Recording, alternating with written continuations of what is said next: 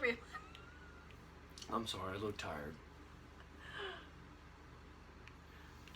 So we're doing a requested video.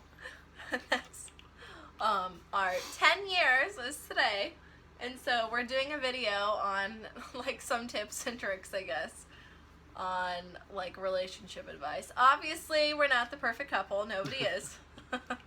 But we just wanted to give some advice to you guys.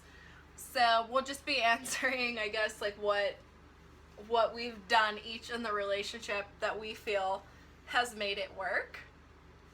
So you can go first. Yay. He didn't want to do this. I forced him into this video. Don't really need to. So this is relationship 101. You, even though you don't want to do something the other person does, sometimes you do it. Sometimes, guys, your girlfriend will have your balls in a bag, but okay, hey, go ahead. Nothing really special here. It's just my first one really is I'm the funny guy. I think one of the first stories I told her was how I had to hold in my farts for like the first year and a half, because, you know, you can't like right away Dutch oven them or, you know, Reese cup them or whatever you guys like to do. So that was probably like my main thing, is having to hold it. And then so hold your farts for a year. Yeah, Relationship at advice least 101. after the first year and a half, and then, you know, by all means, you push a silent one on her, see if she can take it, and then it's full on go. Okay. You know, do what you need to do, I guess. That's year one for me. Yep. Well, I hope there's more than that, because I don't know about that advice. Oh, I thought we were going like interchangeable. Oh, okay. Well, I'll give one. Okay, so for me, I think it would be to like go through the good and the bad together, and to know how the other person responds and acts, because we've definitely gone through a lot. And I feel like, if I could be honest, the last year has been like just crazy with everything I've been going through. I know for you guys that follow me on here, you know, I've been going through depression and all this stuff, so obviously, like, it's hard for the other person to be around you when you're not yourself. But I think that's what really like challenges a relationship and makes it strong, is like going through the good and the bad, and like realizing no matter what stage of life you're going through, that the person you're with like genuinely has your back and has your best interest at heart. And so you know, I definitely think love can be at first sight. And I mean, we've been together for, I almost said 15 years, but 10 years since we were 15. By the way, my birthday was this past Sunday, and she put 26 instead of 25. Yeah, I'm kind of dyslexic in that way. I wrote it all over the card. It was really bad. I mean, but I have a card for next year, though. Yeah, you got a card a year in advance. But I think it's just, you know, that's one of those things I won't ever judge anyone's relationship or love, but you really have to go through a lot with the person to really truly know like who they are, because you're going to go through the good and everything's good, but when you have challenges come up, regardless of what they are, it's always good to know how your partner will respond, because sometimes they might not be able to respond well. And I think a lot of times that's what happens in relationships, is when things get hard or someone's going through something or money's tight or whatever, people bicker and they can't just be on the same page and be supportive, and then, you know, a lot of people walk away, and you just have to realize that that is life, and you've got to accept someone for the good qualities, the bad qualities, the good and bad times, and you just have to come together as one and like be a unit. And sometimes it's hard when the other person's going through something, but just like always being there for them and being supportive. Do you have any other advice? You can go ahead. This is just be random. To be honest with you, like anything that you feel like relationship should have or is good to have. I mean, the relationship needs to be fun.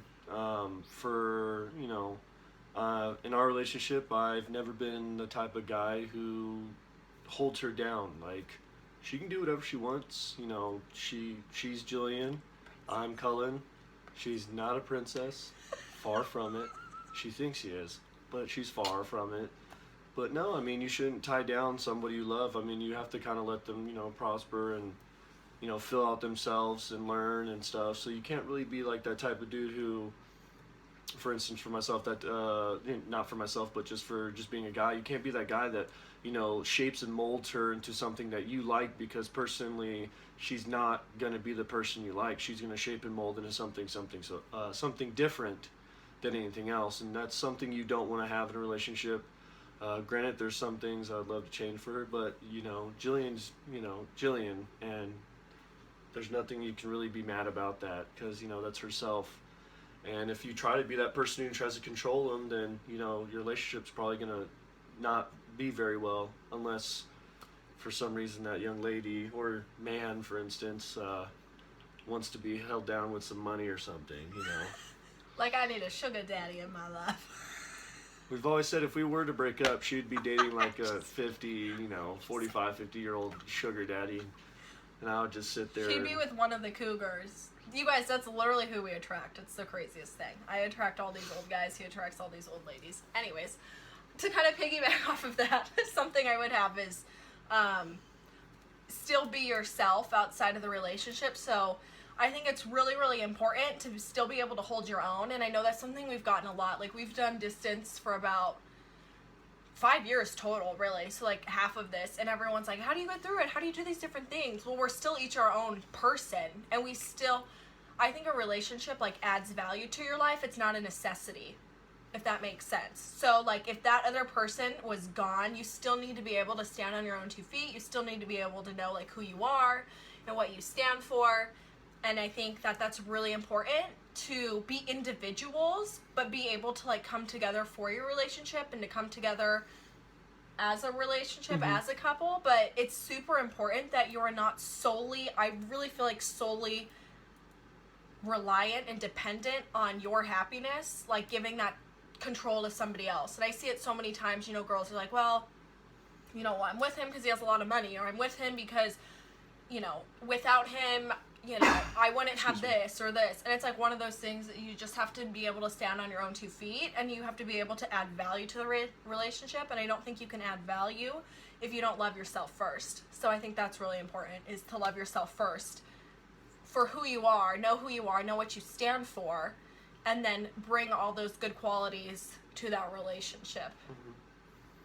And just to piggyback kind of like off of what you said, especially for us doing distance, distance is not for everybody. It's not for every relationship. We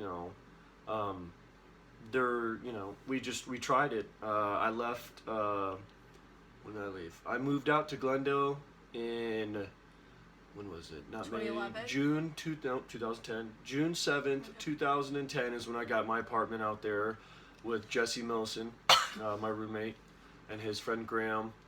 I left there, but back in, so we did, the commute for an hour and a half. She did every other week. She came up. I'll try sometimes to make it down to her, but it was really hard. First year doing 17 credit hours and then trying to do football on the side was pretty difficult. But other than that, we made that work. It was, it was a good thing. It got easier, especially when I moved into my own apartment. So I kind of had the freedom, and then she kind of had a key there, so she could come whenever she wanted. If it was like every other day, every 2 days, if she wanted to stay up there longer in the week, if she didn't have to work, that kind of thing. So that distance made it a little easier. She wasn't too far away, but the hard part really was when I moved out to Missouri. I was 1,400 miles away. The first time I think I saw her before I moved out there was, I left in 2012. When was it? 2013? Yeah, 2013. I left in July. I moved out there in July. Got there July 13th with my boy Timothy Picaretto. We're doing a shout out right now. I moved out there 2013 in July. And then the first time I got to see her actually was right after, just the week before my first game. So, yeah. Actually, no, I moved out there before. I was in July. I moved out there actually the end of May. Yeah. Was when I moved out there, because I had to get there for classes. I had to start taking summer classes. So, but yeah, the first time I saw her was actually the week and a half before our first game. Back in late August, early September. So, however that many months are. And then after that, she came in for 2 home games. Then I didn't get to see her until Christmas. Then from Christmas, You know, you pick and choose. What I'm trying to get at is like, you know, distance isn't for everybody, but as long as you have a clear conscience and you're able to communicate your feelings It's huge. to her or to him, it makes a huge difference.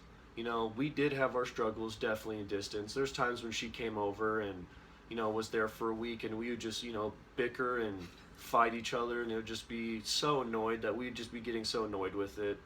And we're just like, why the hell can we just not come to terms and just stop this dumbness and just, you know, have the time to ourselves, because we don't really get to see each other. But we kind of grew out of that, and then I moved back in, I don't know, I graduated May of 2015. I came back in here, I moved back officially June, Sometime in June. yeah, early weeks of June, because I came back for a funeral. And then I officially moved back the week after. And then I've been here ever since, and we've kind of been working on a relationship, kind of been growing it from the ground floor, kind of, because we've lived the distance life for the last 5 years. 3 years in high school, 5 years distance, and then now, what, two and a half? I don't feel like I Two feel and a like half, it's been a almost year and a three. half. Year and a half, yeah, it's been about two. Two. 2 years officially, 2 years officially May 2 that years I've been in- back. Yeah, in May. I was gonna say not yet. May or June I've been back. So we've been kind of grow. That distance created a little separation in our, you know, a gap in our relationship. So now that we're here together, we're trying to fill each other out because we've changed. So, but yeah, Yeah, I think it's like with distance, the biggest thing is like really trusting the other person. So, and I've always had people like, well, how do you know what he's doing? How do you trust him? And like he'll literally go out, and I'll have people text me like, Jillian, CJ said hi to so and so, and I'm like, I trust him. And we both have personalities, I think, where we're very like flirty people, and it's not Yeah. that we're being flirty. That's just like who we are. We're just have very like flirty and like giggly personalities, as you can probably tell. I feel like I've been sitting here laughing the whole time. And so the thing is like, it sounds crazy, but if you were sleeping in a bed with like 10 other girls, that sounds really weird. But I would trust you. Like, I wouldn't care. Like, if you were laying there and I'd be like, whatever. I like, that's how much I trust you. And so I think you have to have like that kind of trust.